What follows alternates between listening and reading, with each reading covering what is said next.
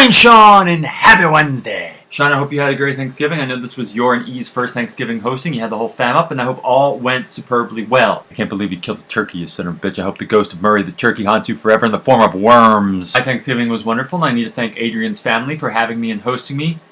Brilliant as always. It hurts, I ate so much. So as we are wont to do on the weekend after Thanksgiving, Adrian and I went and got our Christmas tree. That was Connor Furr from a couple years ago. Anyway, Christmas trees. It's kind of a... yeah, tradition. It's kind of a tradition with us. As you know, last year the tree figured prominently into my proposal to Adrian. Said, will you marry me? He said yes! Part of that tradition now has become on Thanksgiving weekend to go to Hunt's Christmas Tree Farm and pick out our tree. And part of the fun usually is trying to cram it into the back of my very, very small car. And I still have pine needles and sap from last year's Christmas tree. Why Hunt's? Because they have a fire pit where you can roast marshmallows and drink hot chocolate, and it's awesome. They also have fluffy alpacas.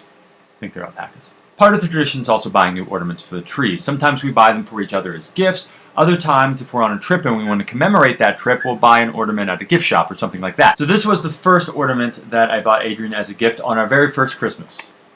Aren't I just totes adorbs? So anyway, this year when I started decorating the tree, some of the lights weren't working, so I went out to buy new ones. And when I came back with them, Adrian and her sister kind of started making fun of me because I had bought colored lights. Damn, that sounds racist. Lights of color?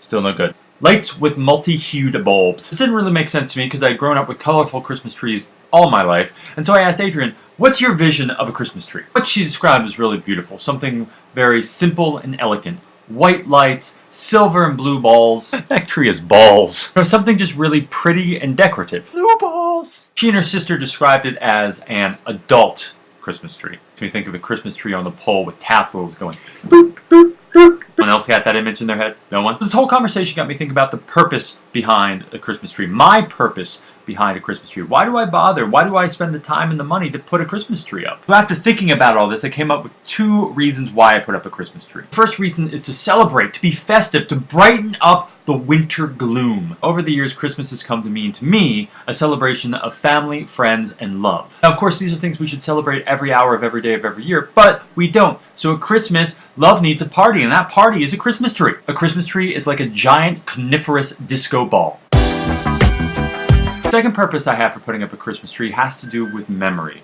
with remembering. I like hanging ornaments that, though they may be ugly, mismatched, and fit into no kind of earthly theme, have personal meaning to them. Like this little Rudolph I made like in kindergarten or something. Or this ornament, which I bought in a gift shop in the Outer Banks on one of the last trips I got to take there with my mother. It's one of the newest ornaments that Adrian and I bought just this year on our trip to Niagara Falls.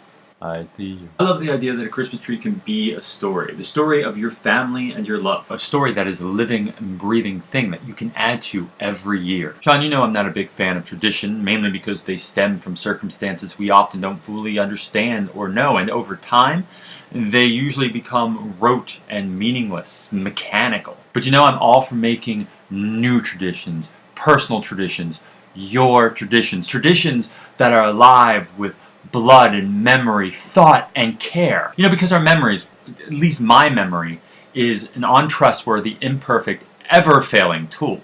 But these new traditions that we create can operate as a kind of group mnemonic, right? That help keep our past fresh and vivid for years to come. Though I know my tree is gaudy and garish, clashing and clanging, I hope year after year we keep putting one up. My only concern is that in like 20 or 30 years we're going to have to buy like a 50-foot tree to hold all of our ornaments, all of the memories that we've made. Who knows, maybe one day we'll have the money and the space to put up a second tree. You know, one with white lights and blue balls. Just thought of a third reason.